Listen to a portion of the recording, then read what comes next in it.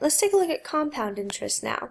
So compound interest allows you to earn interest on the total amount in your account, or the total amount that is owed on a loan, including previous interest that has been accrued. So for example, if you had invested, say $1,000, and every month you're earning interest, say that the first month you earn $10 in interest, well then the next month you are going to earn interest on the original $100 and the $10 that you made the previous month.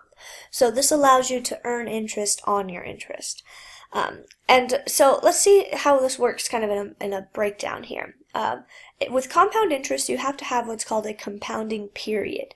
Some common compounding periods would be annually, monthly, quarterly, or even possibly weekly, or semi-annually. And all that tells you is how frequently interest is going to be computed for your account. So how frequently your account will be earning interest. If you are compounding quarterly, then that means that you have earned interest every 3 months. But you can also think of that as quarterly tells us that this is going to happen 4 times in 1 year. And so that's what kind of tells us how to figure out what our compounding frequency is, rather. So suppose that we deposit $1,000 into an account that's paying 5% interest compounding quarterly. So that means that every 3 months our deposit is going to earn interest. It's not going to earn 5% interest, it's going to earn 5% distributed over those 4 quarters. And so let's look at how much is in the account after the first quarter and the second quarter and see how they compare. So let's write down what we know first off. We know the initial investment is $1,000, so we have our principal. We also know that the interest rate is 5%, so 0.05. And we know that it's compounding quarterly. So that means that every 3 months we're going to be earning interest. So how much is in the account after the first quarter? So that means after 3 months have passed. So from the first quarter, our time is going to be 3 months out of 12, or rather 1/4. Okay, and so let's see. So how much is in the account? So we need the future value. So A is going to equal our principal, 1,000, times 1 plus, and then we have the interest rate, 0.05, times 3 out of 12, or 1/4. Now, so the first 3 months have earned simple interest, and at the end of those 3 months, we are left with $1,012.50 in the account. Now, the money sits for another 3 months, so now we're at the second quarter. At the second quarter, this is now starting over. This time, our initial investment that we started with was not $1,000, but $1,012.50. And that $1,012.50 has sat in the account for 3 months. So 3/12 of a year, or 1/4 of a year. And so the amount that our account will be worth at the end of the second quarter, when it earns interest again, is going to be, again, simple interest, 1,000 times 1 plus, or sorry, not 1,000 though. Our principal changed, right? So now we have $1,012.50 times 1 plus, and then the interest rate, 0.05, times 1/4. And so we end up with a new value in the account of $1,025.16. So this is what I mean by you earn interest on previous interest. The second quarter, the principal changed. The principal now includes the $12.50 that we earned in interest over the first quarter. And so that's how compound interest grows a little bit differently, and typically it's going to grow faster. If you have the same interest rate at simple interest versus compound interest, the compound should grow faster because you're earning interest on your previous interest that you've earned. So the way that we do this without having to list out every month or every quarter term by term is with the formula provided down here. So the future value for a compound account is given by principal times 1 plus r over n raised to the nt. Everything else, p, r, a, those all mean the same thing. T still means the same thing. But n is the compounding frequency. So n is the number of times that interest is compounded in 1 year. So if we wanted to have a quarterly account, then n would be 4. If we have a monthly account, then n is 12. If we have a weekly account, then n is 52, etc. So based on the type, how frequently your interest is compounded, the n value changes. And the reason that sort of is different is, so take a look back at our example that we did before. Notice that we really ended up with, let me use a different color here. So if we look at our 1 plus r times t, our simple interest, here's r was 0.05, and then we multiplied it by 1/4 because the time was one compounding period. And that was in 1 year, we compound 4 times. And so we could also think of this as 1 plus 0.05 over 4. And that's where we're getting this r over n factor. Now the exponent is coming from the fact that we need to indicate how the principal is being changed each time. And so that's a little bit more complicated. Your book goes into that in some more detail if you want to investigate it. But this is going to be the formula that we're using, and we can kind of see where the pieces are coming from. So let's take a look at an example actually trying to use this formula. So if $1,000 is invested at 6% compounding annually, quarterly, or monthly, find the value of the investment in 10 years, how much interest was earned in the above examples. So let's split this into 3 different options. If we are compounding annually versus if we are compounding quarterly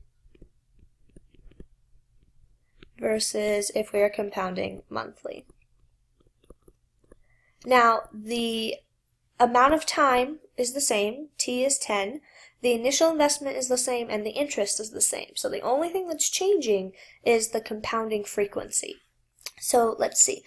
We don't know the future value, that's what we're looking for. We do know the principal is 1,000, and that's true for all 3 cases. We know the interest rate is 0.06 because we had 6%, and we know that time is 10 years. And so now the thing that is different from each of these examples, each of these compounding periods, is the compounding frequency. So if we compound annually, then that means we compound once a year. So our compounding frequency would be 1. If we compound quarterly, then we compound every 3 months, so that's 4 times a year. So n would be 4, and if we compound monthly, we compound every month, and so n is equal to 12. Quarterly and monthly are kind of the most common that are used in practice. So let's see, let's go ahead and set up what we need for annually. So the future value of our account is going to equal, and remember we're using this formula that we had on the bottom of the last page. So A equals P times the quantity 1 plus R over N raised to the NT. So we're going to get P, which was 1,000, times 1 plus R, 0.06, all divided by N. And in this case, N is 1, and then we raise it to the 1 times time, times 10. So let's see, we get 1,000 times 1.06 raised to the 10, and we end up with $1,790.85. So this is how much the investment is worth in 10 years, okay? And then the second part of the question was how much interest was earned. Well, if I know my future value, then my interest is just my future value minus the principal, the difference, and that would tell me, how much did I earn extra.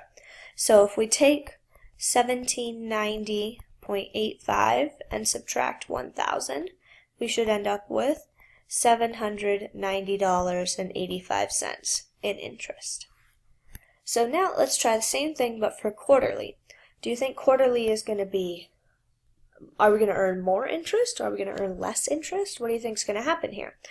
Well, since we're compounding quarterly, that means that we're earning interest more frequently. So I would say we're probably going to earn more interest because we are earning interest more frequently, and so our account starts to grow a bit faster.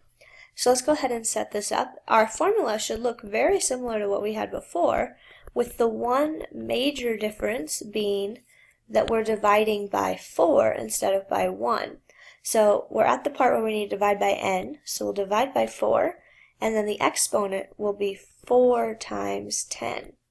That exponent represents how many times in overall your account earns interest. So if we earn interest 4 times a year for 10 years, we are going to earn interest 40 times.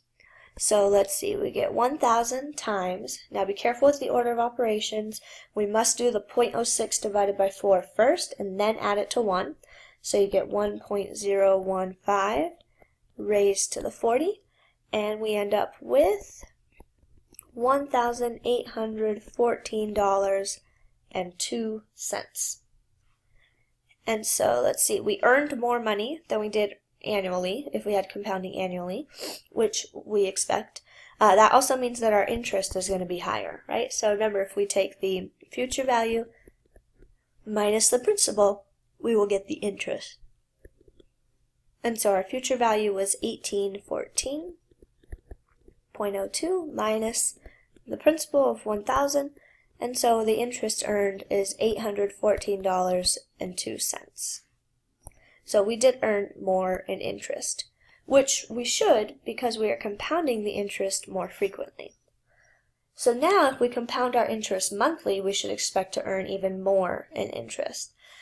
So let's see, our future value is going to be 1,000 times 1 plus 0.06 over 12 this time, because we're compounding monthly, raised to the 12 times 10. So this time, interest is going to be compounded 120 times, okay? And so let's see, we're going to get 1,000 times 1.005 raised to the 120th, and we end up with $1,819.40. And so then our interest, take future value minus the initial investment, we have $819.40. So we did earn the most interest when we compounded monthly, and that makes sense because we're compounding more and more frequently. Remember, each time every month or every quarter or every year when interest is compounded, it's taking 6% and then dividing it by the compounding frequency. So every month we're not earning 6% interest, we're earning 6% divided by 12, that amount of interest on the previous one. And that's what's called the nominal interest rate. It's what you're earning at each compounding period, what the interest actually is at each compounding period. Okay? So we'll look at a couple more examples when we come back, and that's it for now.